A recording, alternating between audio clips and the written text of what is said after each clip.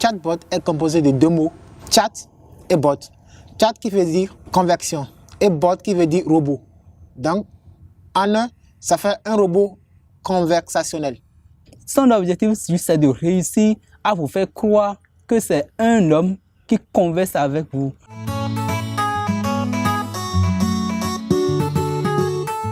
Bon, il y a plusieurs manières d'implémenter un chatbot. Il y a la manière native. La manière native, c'est l'implémenter avec juste des codes natifs. Vous-même, vous allez, c'est-à-dire prévoir des questions et des réponses. Ça, c'est la manière native. Il est aussi implémenté avec des API de l'intelligence artificielle. Donc, si vous programmez la question et que, par exemple, l'utilisateur, la question qu'il a posée est en rapport un peu avec la question que vous avez programmée, l'intelligence artificielle lit cette question à votre question que vous avez programmée. Donc, il donne la réponse que vous avez programmée.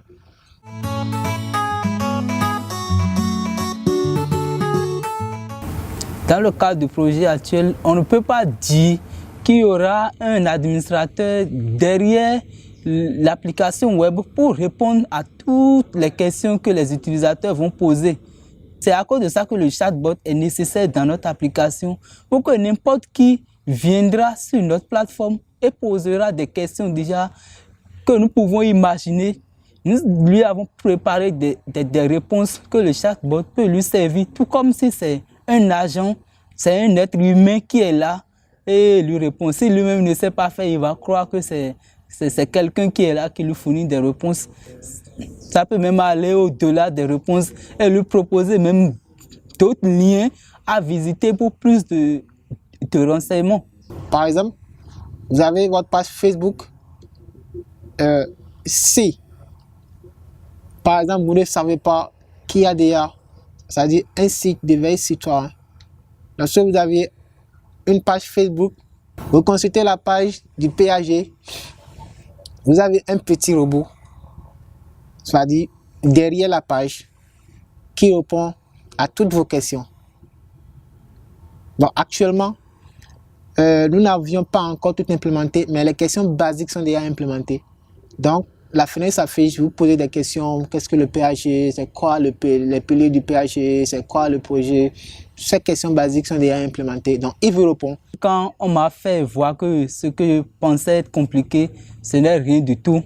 Il suffit juste de vouloir et tout est possible.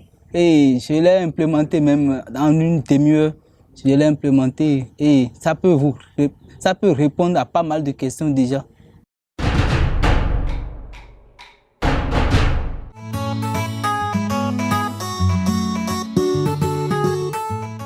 Honnêtement, j'ai un background faible en programmation. Mais les quelques semaines que nous avons déjà fait ici, ça a remonté mon niveau. Cette formation m'a apporté beaucoup de choses. D'abord, au-delà des connaissances que j'ai eu à rencontrer des experts, ceux qui sont mes aînés dans le domaine, qui ont eu d'expérience. Et en échangeant avec eux, je sais dorénavant les comportements qu'il faut avoir pour réussir. Parce que nous, les informaticiens, nous commettons souvent cette erreur. Nous sommes fermés sur nous-mêmes. Nous pensons que ce que nous connaissons seuls peuvent nous amener à gagner notre vie.